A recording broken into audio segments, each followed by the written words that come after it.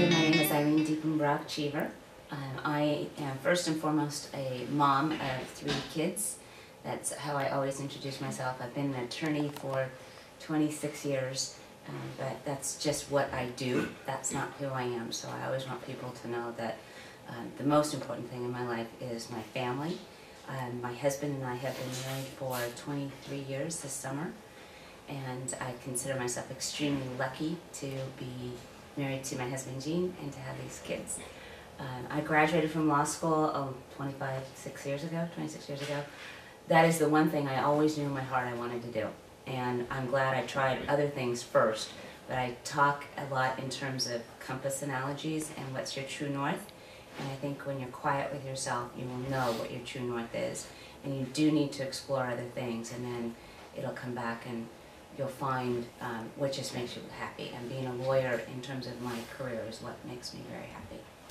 So I'm the owner of a business, it's called Diepenbrock Harrison. We're going through some changes right now, so it's an exciting time, and frankly it's a nervous time too. We've been together in this group for 17 years, and as of May 1, we're moving into 3 different areas, and so we're figuring out what we want our next steps to be. So it's exciting, but it's nerve-wracking, kind of like kids graduating from high school. So what other careers were you involved in before you settled on law? I didn't actually have another career, but I started in college thinking I was going to go to medical school with an English degree, because I thought I was going to be a doctor and I would learn to write well. And I didn't love organic chemistry. And I thought, I went into college with a lot of AP credits, so I had all of my electives filled with hard sciences. And it was good to try them and to see, and just it wasn't clicking for me. And then I thought I would be a teacher, and I actually turned down a teaching job that I would have had in a small, all-guys private high school in Southern California. And it came down to that and starting law school. And then I thought, well, maybe someday I figured I would do both, and I thought it would be a lot easier to go back and get a teaching credential working as an attorney than to try and put myself through law school working as a teacher. So I sometimes toy with the idea, but I have actually taught at McGeorge Law School, and I've taught a lot of seminars, and so that's kind of where I'm getting that balance again. That's cool. How did you know in your heart that you wanted to be an attorney? Like what kind of set it up? Part of it is my dad and I were very, very close my whole life. And my dad passed away 9 years ago now, and he was an attorney. And he was a construction lawyer.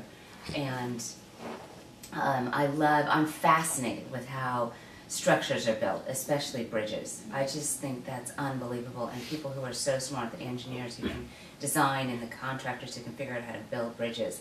And that wasn't where I'm gifted, so I thought, well, I can work with that, and being a lawyer, which has everything that makes sense for me, being able to argue a point, be able to write your points really well, and then learn a lot about other industries, particularly construction. That's awesome. So, you said you met your husband 23 years ago, and that's... Met him 24 years ago. Met 24, wow. But that's basically when you were beginning your career as a lawyer. So how did getting married and starting a family affect your career? I really like that question. So, I have never been one of these people who believes that women need some special advantage, that women, and people aren't going to like me for saying this, that women need an extra, protection or guidance or help. That's true. I'm one of these people who believes you can get your role models wherever you want. And I'm one of these people who believes that when women are saying, we need help, that they're already putting themselves at a disadvantage. And if you believe that nobody's going to give you anything, you don't need anybody to give you anything, you're just going to do it yourself regardless, then you're going to be really successful. So that has always been my attitude. When I met my husband, I had worked for 2 years for a judge straight out of law school, which was something I'd always wanted to do. And anyone who wants to be a lawyer, I highly recommend it. You learn so much that way. And then, not only did I always figure I'd be a lawyer, I also always figured I'd work with my dad. So right before I was going to start working with my dad, I met my husband coincidentally, in San Francisco. I was here in Sacramento. And then my husband was going away to law school in Philadelphia. So we were apart for a year while I was working with my dad, doing everything I always wanted to do career-wise, but knowing that I was going to be, I knew 5 minutes after, or 10 minutes after I met my husband, I was going to marry him. I just knew. And so that was interesting because I was trying to figure out how am I going to do what I've always wanted to do career-wise. And my husband, I wasn't going to be engaged for 3 years while he went to law school or be in a long-distance relationship for 3 years. So when we did get engaged, 3 months after I started working with my dad, that was very nervous for me to make that big change. But I just also figured my dad would always be there, and if we wanted to come back to Sacramento, that would be fine. But this was a chance for me to do something new and exciting and go back east.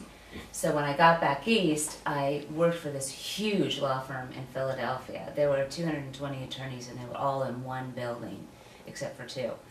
And I believe that one of the things you need to know is being smart enough to know when you're lucky, because a lot of it is luck. I really believe that. And you've got to be smart enough to know when you're lucky. And I just happened to fall into working with the superstar litigator of the firm. Great, great guy. And because I didn't know anybody, and my husband was in law school, which is a very hard life, it was very easy for me to spend a lot of time in what they referred to in the late 80s as a sweatshop. That firm absolutely was. And working 12, 15 hours a day regularly, all-nighters regularly, sounds like finals, right? All the time. But I was working with this brilliant lawyer, and he saw that I was willing to roll up my sleeves and do that. And that was my identity in Philadelphia, so I didn't have to rely on my husband's. And so that opened a lot of doors for me. When we came back to San Francisco, which was our first stop on the way back after my husband graduated from law school, coming back to California, about 5 months after I started at another huge firm, I was pregnant. Not necessarily expecting it that quickly, but welcoming it.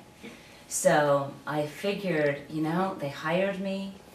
I was used to working long, hard hours at that point. I was paying my dues, and I was, again, smart enough to know I was lucky to be working primarily with a very family-oriented male attorney.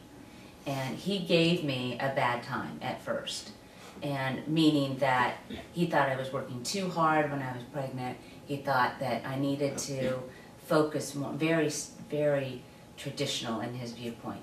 And I showed him that I was staying healthy, and I was staying dedicated, and that I was going to find balance with it. So it's a long answer to your question. The other part of it is having this amazing partner, my husband, and he's also a lawyer, and so we understand each other's lives. My kids say they're never going to be lawyers because we work too hard, but I tell them, oh, you're being a lazy bum. So I don't care what it is you do, as long as you put your whole heart and soul into it, whatever it is. And I think that's what's crucial. This is your chance, and you will make a difference no matter what you do if you're joyful about it. And realize that is your choice, and whole heart and soul into it. And you can't do that all the time. You just can't. But when you find what is your passion, what makes you peaceful too, what's your true north, on my compass analogy, it'll be great. It will be great. And it might take you a little while to get there, and that's fine, because everybody's on your own path, and nobody can put you on somebody else's path. You'll be miserable, and it's just not worth it. So, it's good. It's good. Find what makes you tick. So, whether it's, you know, being the welder strapped hundreds of feet in the air or welding the New Bay Bridge coming together, or the dog walker, or being a lawyer or a doctor or a teacher, whatever. So, you're all going to make a difference if you can make a difference in your own life first.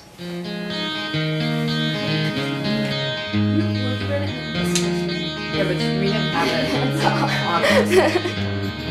Could you whisper in my ear the things you wanna feel? I'll give you anything to feel it coming, Do you wake up on your own? I wonder where you are and live with all your faults.